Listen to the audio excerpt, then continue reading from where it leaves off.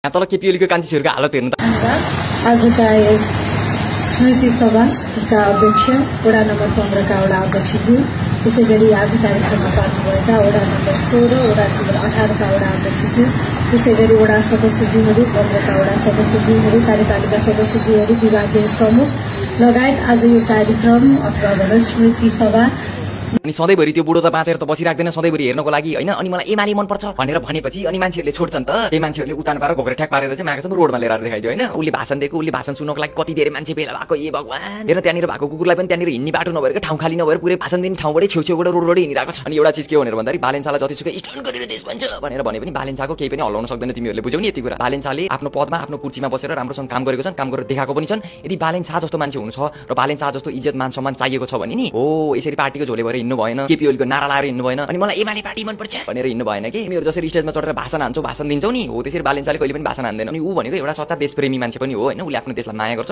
त्यही भएर देशप्रति उसको एउटा लगाव, उसको माया र उसको काम बेग्लै छ के, जुन काम तिमीहरूले 7 जुनीसम्म पनि तिमीहरूले गर्न सक्दैनौ, बुझ्यौ नि। हो त्यो काम चाहिँ बालेन्साले गरेर देखाइरहेको छ। हो त्यही भएर आजको समयमा बालेन्साको विरुद्ध तिमी जाँदाखेरि त्यही भएर चाहिँ तिमीलाई चाहिँ सिधै स्टेजबाट तानेर चाहिँ रोडमा लिएर आइदिएको मान्छेहरूले हैन। अनि त्यहाँनिर बसेर सुन्ने मान्छेहरू पनि सबै एमालेको कार्यकर्ता त होला नि, अरु त को होला र त्यहाँनिर नेपाली जनता त्यहाँनिर छैनन्। त्यहाँनिर सबै झोले चेला चापाटाहरू नै छन् एमालेको, जुन एमाले चाहिँ तिमीलाई मन पर्छ, जुन एमालेले चाहिँ तोडफोड गर्न, मान्छेको घर जलाउन, लुटपाट गर्न सिकाउँदैन के, बुझेनौ।